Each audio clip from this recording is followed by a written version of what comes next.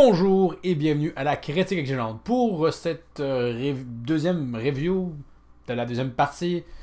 Bref, d'Invincible la saison 3. Au début, j'étais pas sûr de le faire, mais je me suis dit, ben, finalement, oui, ça me tente. Surtout que je vois vraiment sur le web, en tout cas, je me souviens pas avoir vu ça pour la deuxième saison, mais vraiment, une fanbase qui est terriblement susceptible et qui veut vraiment défendre à tout point sa série. On pourra en parler à le moment venu. Donc, je vais peut-être faire la review, si on veut, très rapide des épisodes 5 à 8. Et quand même des points rapidement. Premièrement, le point que je voudrais soulever, c'est le personnage d'Olivier. d'Oliver, excusez-moi. Que je n'aime pas. Son archétype, c'est d'être le petit frère qui est agaçant. Il le réussit bien. Mais j'aime pas le personnage. Hein, il se veut un peu comme le... Il est là pour apporter un point de vue, mais c'est très artificiel. Hein, dans le sens qu'il voue vraiment... Il a en grande estime son père, qu'il n'a jamais vraiment vu, jamais vraiment côtoyé. On va juste inventer le fait qu'il y a des légers souvenirs très vagues. Je comprends pas pourquoi il valorise tant sa philosophie, puis il veut être Omni-Kid en son honneur. Je comprends pas. Marc, j'ose croire, avec tout ce qui s'est passé, hein, a pas parlé en bien de lui, de la même façon que DB aussi. D'où est-ce que ça sort? Ben, c'est pour avoir cette espèce de contre-discours-là. On l'amène de cette façon-là, mais c'est pas hyper bien amené. Et qui, malheureusement, subit peu de conséquences à ses actes. Il semble pas beaucoup y réfléchir.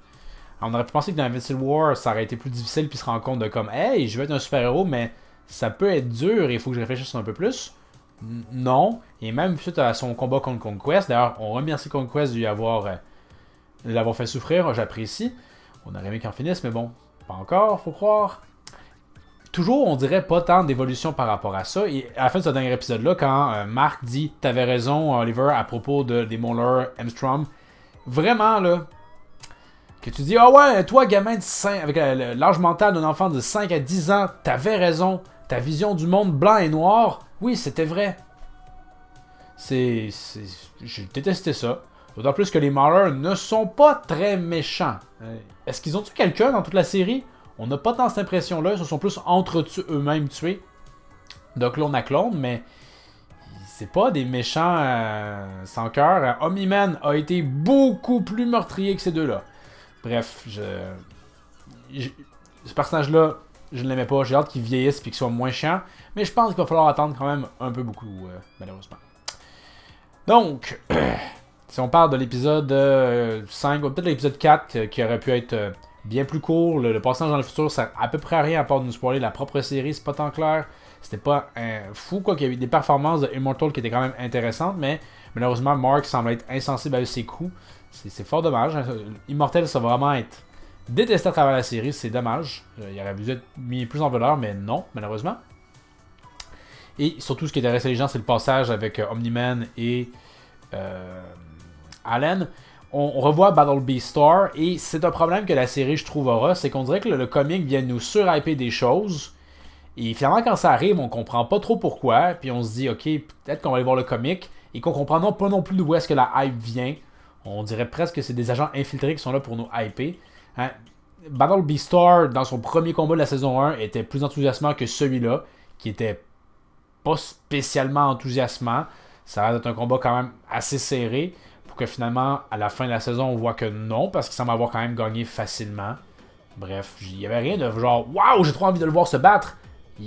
Non, surtout que, non, voilà, il n'y avait rien de vraiment tant folasson. C'est le cas, j'étais plus enthousiasmé par le deux coups de poing combinés de Allen et d'Omni-Man. C'était plus hypant que tout ce que Battle Beastar a fait, je trouve. Oui, il y a une philosophie intéressante de vouloir de la baston, mais, et on en parlera avec Conquest, si on compare à un Bleach, au moins, dans la Kiketbachi, il y a des mouvements, comme on dit en jargon en anglais, il y a des flex, hein, il démontre sa puissance, c'est impressionnant. On n'a pas tant ça dans Invincible, je trouve. Et pourtant, c'est assez important, parce que sinon, c'est juste comme, ah, bon, ben, c'est ça. Épisode 5. Dans une série, encore une fois, qui n'était pas en format 8 épisodes, qui ait du filler, ça me dérangerait pas. Mais dans 8 épisodes, on devrait concentrer, développer davantage des éléments propres à l'intrigue qui est en jeu.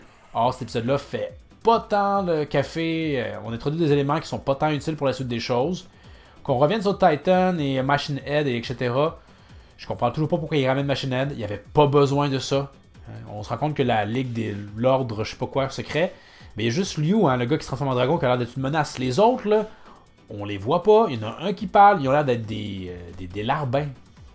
Donc, une fois que Titan, tu t'es débarrassé sans Machine Head, t'as pas besoin de lui. T'as rien à craindre de eux. Ce sont des lavettes. Il faut croire que c'est même pas à s'informer. En même temps, c'est un gars qui, hey, vous me sous-estimez tous, mon intelligence c'est ma force. Ben, il se sera informé. Donc, le combat contre le dragon est sympathique. L'idée qu'il est une créature d'un autre rem et qu'il peut vaincre Invincible, c'est bien. Mais comment il est lui-même vaincu par Machine Head, c'est un peu ridicule. Bref, l'épisode n'apportait pas grand-chose. Encore une fois, dans du 24 épisodes, du filler comme ça, c'est correct, ça me dérange pas. On a 8 épisodes, faut passer son temps sur des choses plus intéressantes, développer davantage le début avec Sea Salt super intéressant, ou quelque chose. Et on en reviendra. Ensuite, l'épisode 6, avec Powerplex. Cet épisode-là était d'une chiantise intégrale. Je pense que c'est le seul épisode que je n'ai pas regardé au complet. Il y a toujours des bouts qui apparaissent sur YouTube. Je comprenais l'idée de Powerplex, ça avait l'air d'être excessivement chiant et ça l'est. Je comprends pas pourquoi Powerplex il est là. Pourquoi il a droit à son épisode. C'est comme Armstrong Levi. Quelqu'un qui pense à tort que ce qui lui arrive de négatif dans sa vie, c'est la faute d'Invincible.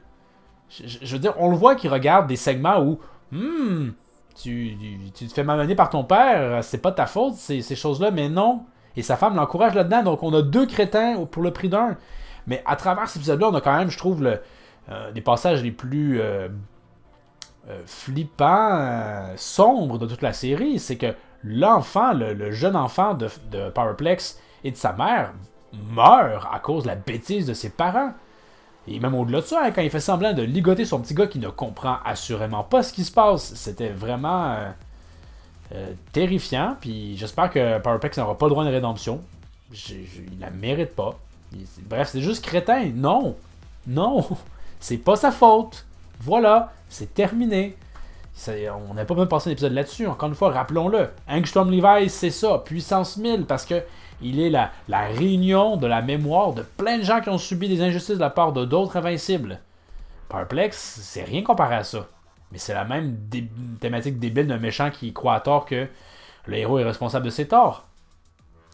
Donc, encore une fois, on aurait pu sauter ça, parce que arrive finalement l'épisode 7, donc la guerre des Invincibles, qui était quand même très intéressant, mais fallait passer plus qu'un épisode là-dessus. Il y a des sauts de scène qui fait qu'on limite, on se questionne, ok, est-ce que j'ai manqué quelque chose, hein? Surtout quand Mark affronte Mohawk Mark, on saute des scènes qui auraient probablement été intéressantes, mais qu'on ne voit pas. Hein? Tous les groupes de héros qui rencontrent pour la première fois hein, le Mark, le Invincible d'une autre dimension, toutes ces choses-là auraient été intéressantes à voir. On n'en voit pas. C'est l'épisode du... ça va arriver hors champ. À peu près tout arrive hors champ. Et s'il y a de quoi, et c'est assez comique, je trouve que là, on passe le plus de temps dans cette guerre-là, c'est sur le Mark qui affronte les Guardians of the Globe. On passe plus de temps là-dessus que sur d'autres segments. Pourquoi? Et ce segment-là faisait plaisir. On voulait voir ça ailleurs. Hein, le début du combat de ce méchant Mark-là contre Rex et les autres, on aurait voulu le voir, cette séquence-là, au complet, ça aurait été bien, mais non, on fait juste arriver à la fin pour dire comme, bon, ben, c'est le temps à Rex de mourir, et saluons le fait que, malheureusement, c'était pas folasson, ce passage-là.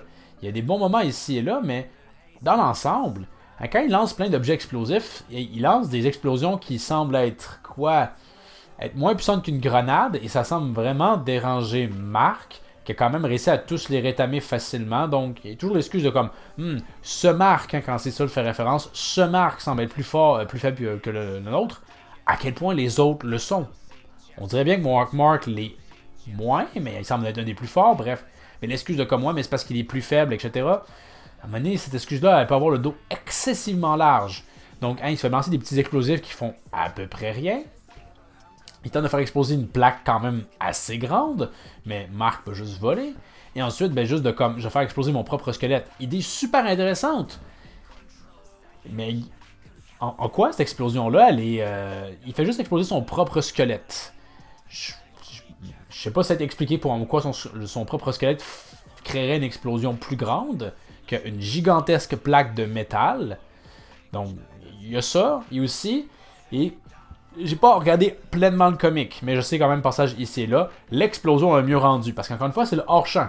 Hein? Je vais faire exploser tout mon squelette entier, imbécile. On coupe sur l'explosion de loin. Dans le comic, on la voit, cette explosion-là, qui consomme le squelette des deux. Ça aurait été bien, mais il faut aussi se dire que dans la saison 1, il y a le satellite qui envoie une gigantesque explosion sur Omni-Man. Je trouve bien plus impressionnante que l'explosion que Rex a fait. Ça fait à peu près rien à Omni-Man. Et là, oui, on me dira que c'est une version plus faible, mais il y a une différence entre genre une explosion gigantesque qui ne fait rien à Omni-Man, une explosion bien plus faible désintègre complètement ce Invincible. Je sais pas. Il aurait fallu vraiment que l'explosion soit beaucoup plus impressionnante. Ça a l'air d'être comparable à ce que du C4 peut faire. Il aurait fallu presque que ce soit d'un niveau atomique ou je sais pas quoi, mais malheureusement, je trouve ça dommage. Rex aurait dû partir sur une belle séquence, mais ça a aussi été réglé de façon abrupte. Genre, comme on sait qu'il y a des charges. Et je sais que dans le comic, cette guerre-là, elle est beaucoup plus courte. Hein, c'est, je pense, 27 pages. Donc, je peux saluer le fait qu'il est allongé. Mais je vais décrire le fait que vous ne l'avez pas suffisamment allongé. Il y a plein de trucs intéressants qu'on aurait voulu voir. Notamment, quand on parle de la auto-hype, il y a Sinister Mark, l'espèce de variant de Mark avec la cape. Sinister Mark est censé avoir une grosse réputation. Encore une fois, ça vient des comics. Dans cette itération-là, il n'est pas particulièrement mis en valeur. Best Tiger semble avoir le dessus sur lui. On le sait pas, ça arrive après hors-champ. Et quand on le revoit, il a l'air toujours d'être pas particulièrement sinistre. Il est moins bien mis en valeur dans cette guerre-là que dans le flashback qu'on a eu de lui la saison passée. Et il a juste l'air bête. Notons d'ailleurs, quand ils sont finalement tous expulsés dans la dimension désertique, quand lui il parle pour dire « I'm strong, you're dead », le jeu d'acteur est mauvais. Limite, on a l'impression que c'est ce que le réalisateur a dit. Sors la plus mauvaise ligne que tu es capable, et voilà, il la sort. Ça, pour un Mark qui est censé être iconique, et là, je me suis informé parce que j'étais vraiment curieux. En quoi ce Mark-là devrait être particulièrement marquant? Tu regardes les comics et il n'y a rien. Hein? Spoiler! Il est cannibale. Voilà, c'est tout. Il ne reviendra pas vraiment de façon marquante et significative dans le restant du récit. Pourquoi il y avait de la hype à propos de lui? Mais bref. Donc, on aurait vraiment dû passer plus de temps là-dessus. Il y a des échanges qu'on ne voit pas, qu'on ne comprend pas. Hein, au début, il y a Viltrumite Mark qui étrangle un loup lui disant « je vais te tuer », mais là, plus tard, il y a la notion des jours, hein, on comprend pourquoi elle est là, mais avec les événements qui se passent, c'est pas très fluide. Des fois, t'es comme « est-ce que ça fait vraiment 24 heures qu'ils se battent? » Je penserais pas, là. Mais bref. Donc, le loup, à la fin, il sort, même pas blessé, mais l'autre est parti. Qu'est-ce qui s'est passé? Hein? Le pouvoir du hors-champ. Ça me rappelle un peu le tournoi du pouvoir dans Dragon Ball. Donc, il y a ça. Puis c'est dommage parce qu'il y a vraiment des visuels hyper intéressants hein, qu'on voit de façon successive sur les marques et la destruction qu'ils ont apportée à travers le monde. C'était super bien. Mais il aurait fallu que ce soit 2 épisodes, 3. Hein? Il y avait matière à couper avec le 4 et le 6, même le 5, pour développer davantage. Puis là, les gens, les fans, encore une fois, vous auriez été contents de ça. Tout le monde aurait été content d'une guerre un peu plus longue, qu'on place plus de temps sur ces marques-là, qu'on voit plus de héros en action, parce qu'il y a aussi ça l'affaire. Il y a plein d'héros qui débarquent, puis comme « Oh non, bouhou, tel héros est mort! » On savait même pas c'était qui. Je veux dire, on me dira « Ouais, mais la saison 1, très brièvement, on voit, mais ok, mais c'est pas beaucoup, hein. Brit. Je sais que c'est un personnage qui est censé être important, on nous fait croire qu'il est censé l'être, mais pourquoi ne pas l'avoir montré plus tôt dans ce cas-là? Encore une fois, les épisodes d'un filler, on aurait peut-être pu les utiliser pour ça. Bref. Il y a ça. Installing Levi sont plein de débiles, encore une fois, avec les boules. Il y a plein d'instances où il aurait pu effectivement envoyer Mark dans l'autre dimension, mais ce moment-là, il ne le fait pas. Hein. Donc, il y a ça. C'était pas particulièrement enthousiasmant. Il est plus classe ce coup-ci, on va se l'avouer. Mais c'est rien de si extraordinaire que ça. Et il y a, à la fin de cet épisode-là, Oliver qui débarque de nulle part juste pour, encore une fois, jouer son rôle. Là, comme, tu l'es, d'où est-ce que tu sors? Comment tu savais que... Bref, j'aime pas beaucoup ce personnage-là. Et finalement, épisode 8, Conquest. Faut le dire d'emblée, cette saison-là n'est pas particulièrement bien animée. Il y a des séquences où clairement il y a de la répétition de frame. Alors, je vous montre probablement l'exemple où amener frappe Conquest. On voit bien que c'est juste, on répète les mêmes trucs ad nauseam. C'est même... Je pense que même dans Dragon Ball, des fois, on avait comme une répétition de 3 séquences au moins. Ça faisait un peu plus de dynamisme. Si je ne me trompe pas, là, c'est la répétition d'une même séquence, donc ça transparaît un peu plus mal. L'épisode 8 commence avec 7 images. Comme, je me souviens que dans les commentaires, des gens disaient comme « Oh, cet épisode-là était formidable, il n'y avait pas une seule image mauvaise. » Ouais, si c'est pas mauvais ça, je sais pas c'est quoi. Aussi, il faut le dire, l'anime, le dessin animé, fait des fois du... comment dire redesign certains personnages. Seesaw change beaucoup de sa version comique à la version dessin animé. Pour Conquest, il y a ça. C'est plus subtil, mais il y a quelque chose qui, dans le passage, à mon avis, s'est gâché. Dans le comic, Conquest a un peu cet aspect de vieillard, pas forcément sénile, mais qui est un vétéran de la guerre réelle. Il y a quelque chose de vieux et de sale en lui. Dans la version comique, je trouve qu'ils ont comme voulu rendre les Viltrumites propres. Et lui aussi par la même occasion, alors que justement Conquest se définit un peu différent des autres, ça aurait pu l'occasion d'accentuer ce côté un peu plus sale, quelque chose. Mais non, et j'ai vu le commentaire de gens qui partagent un peu mon avis, au niveau de son design, il y a quelque chose fondamentalement qui ne fonctionne pas. Peut-être un simplisme au niveau de son visage, parce que si ça avait été sale, ça aurait été un peu trop dur à animer. Et au niveau de la voix aussi, je trouve qu'il y a quelque chose d'un peu trop sophistiqué dans cette voix, alors que ça aurait dû être une voix plus de vieux, un vétéran de la guerre, qu'on a un peu perdu au passage. Conquest aussi, hein, c'était quelque chose qui était hyper hypé par les fans du comic. Tu regardes le comic et, encore une fois, t'es comme, pourquoi vous m'avez hypé ça? Fondamentalement, et au niveau de l'histoire, hein, Anissa qui aurait pu tuer Mark, absolument, ne le fait pas. Ouais, mais, tu sais, nous, les Viltrumites, on est un peu débiles avec nos traditions, donc je vais repartir, t'as laissé le temps de te préparer, on va envoyer quelqu'un d'autre, t'es déjà capable de faire le travail, ma grande, tue-le. Mais bref. Donc, Conquest débarque, il veut juste avoir un affrontement, il prend le combat jamais vraiment au sérieux, sauf à la fin. Et, à ma grande surprise, hein, quand Mark est finalement dessus lui, le frappe 2-3 fois, il attrape son poing, puis il dit « J'ai assez de force pour encore te gérer, mon gars. » Il brise la main de Mark. Parfait, tu peux continuer. Mais non, Mark fait comme moi, je vais te faire des coups de tête. Et Conquest abandonne le combat. C'est pas ça, mais... Hein, Mark le tape, puis il fait juste... Il fait plus rien. Hein, Mark lui dit comme, t'as-tu encore du plaisir? Puis là, il répond quelque chose. Tu as encore un bras, mon gars. Tu peux toi-même faire des coups de tête. Tu peux encore faire quelque chose, mais non. Il fait plus rien. Hein, et voilà. On notera qu'il y a un ajout supplémentaire de combat de Atomic Eve contre lui. L'enjeu, c'est que dans la Invincible War, on voit que le moindrement, le niveau est un peu plus élevé, celui du niveau de Mark. Elle ne peut pas suivre. Donc là, face à Conquest, qui est sensiblement plus fort, ben, techniquement, ma grande, t'es pas à la hauteur. C'est sûr qu'elle a peut-être réfléchi des moyens de pallier à ça. Ça peut être intéressant, mais il y a quand même un fossé entre à quel point elle a servi à rien, puis là, elle était quand même... Elle aurait pu faire un peu plus de trucs. Dommage, par exemple, on aurait aimé ça quand même qu'il y ait plus des échanges où ils font quelque chose, mais souvent c'est juste du 1v1. Mark se fait aider par Oliver. Non, il fait juste dire fuis, fuis, fuis. Puis contre Eve, c'est à peu près similaire. Vous auriez pu essayer de team up, ça aurait pu être intéressant comme changement dynamique, mais ce n'est pas le cas. Et globalement, le combat, il y a des bonnes séquences quand même. Mais finalement, et surtout quand Conquest reprend Mark par la tête et fonce à toute vitesse, tuant des gens. Je me souviens que dans la revue de IGN, un site plus anglophone, qui avait mis la note de 4 sur 10 à cet épisode-là, provoquant un torrent un soulèvement des fans disant que ça n'a pas d'allure, ben je lisais, puis j'étais d'accord qu'effectivement, c'est beaucoup de la redite de son combat contre Omni-Man. Hein. Un Mark dépassé par un Viltrumite plus fort que lui, cette séquence-là qui rappelle beaucoup celle dans le métro. Donc, je peux comprendre de se dire que comme, ok, ça c'est ta saison finale, puis c'est ça. Rappelons que Conquest, hein, il est hypé parce qu'il y a les comics. Hein, dans le dessin animé, tout ce qu'on nous dit, c'est juste Anissa. Ouais, quelqu'un de plus fort va débarquer. On ne nomme pas, on ne l'entrevoit pas avant. Hein, lui qui aurait pu corriger Battle Beastar ou quelque chose, non. Il débarque, puis tu le sais pas forcément que c'est lui. Donc la hype, elle n'est pas très forte. Le personnage-là, il n'y a pas vraiment de lien tant que ça avec Mark.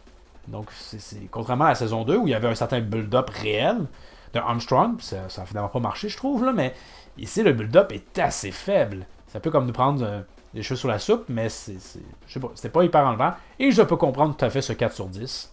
Je trouve quand même que c'est peut-être un peu bas, mais je peux le comprendre assurément. On espère beaucoup de changements pour la suite des choses. On commence par exemple, je sais que dans le comic, Cecil fait ce qu'il fait, c'est-à-dire qu'il enferme Conquest, mais spoiler, Conquest c'est valide parce que Cecil est débile là-dedans. J'espère que là, il y a quelque chose d'autre. Ils ont mis un dispositif avec le bruit dans l'oreille ou quoi que ce soit. Mais j'ai le sentiment que non. Ils se permettent des changements. Par exemple avec Rex, Ray, etc. Mais si la finalité ne change pas tant, or, ils peuvent avoir mis des plus contre-mesures et que finalement, ils s'enfuient. Mais bon, ça paraît quand même un moment débile de la part de Cecil. Donc, voilà mon avis sur cette saison 3. C'était pas formidable, je trouve. Il y avait du gros potentiel, mais c'est pas à la hauteur, encore une fois. Le format 8 épisodes, c'est pas ça que ça devrait être. Ça devrait être du bon 24 épisodes. C'est correct si on a du filler, parce qu'on a plein d'épisodes à se mettre sous la dent. Tandis qu'avec ce format de 8, ben, le moindre monde a des fillers, on est mécontent parce qu'on se dit, ben, c'est juste du 8. Allez à l'essentiel des choses, développez bien les choses. Ce n'est pas le cas. Et je le redis, le fait que la guerre des Invincibles ne dure qu'un épisode, c'est à mon avis presque un crime contre l'humanité. Ça aurait pu être tellement intéressant. Ça aurait été 2 épisodes, 3 épisodes. Mais non, imaginez-vous, là, un épisode par jour, ça aurait été incroyable. Mais c'est pas ce qu'on a eu. Et je trouve ça fort dommage. Et ressoulevons-le, la qualité d'animation n'est pas incroyable. Et il y a des vidéos qui disent que comme, oh, on pourrait pas avoir mieux. C'est Amazon. Ils peuvent engager bien des gens. Je sais qu'à partir d'un certain seuil de gens, c'est pas tant plus efficace, mais quand même, il y a matière de faire mieux que ce qu'on a eu là. Je pense assez aisément, les fans le prouvent eux-mêmes. Ça prend pas beaucoup de temps que, après certains épisodes, ils sont capables de faire mieux. Donc voilà, c'est tout à fait possible à mon avis. Donc on atteint un seuil critique, je trouve, pour Invincible où avant j'avais une connaissance parcellaire du comic, mais maintenant connaissant mieux l'animé, je me rends compte que ce que je pensais qui étaient des os qui seraient entourés de chair et d'os, de muscles intéressants, non.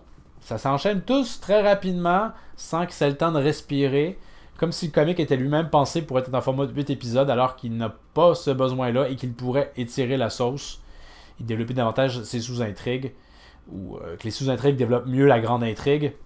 Donc, voilà. Je sais pas si je vais t'en regarder la saison 4. Je suis moins enthousiasmé parce que je suis dans le syndrome de comme ah, ben je me fais chier finalement. Mais ça, on pourra peut-être en parler la semaine prochaine. Donc, vous pouvez me faire part de votre avis sur la série de la saison 3 dans les commentaires. Et pour la semaine prochaine, on viendra justement sur qu'est-ce qu'on devrait faire quand on n'aime pas une série. Quelle est la bonne approche à faire? Donc, merci d'avoir regardé. N'hésitez pas à vous abonner. Et je vous dis à la prochaine. Critique exigeante.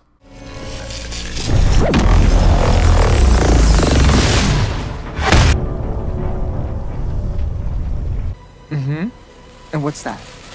My entire goddamn skeleton, dickhead!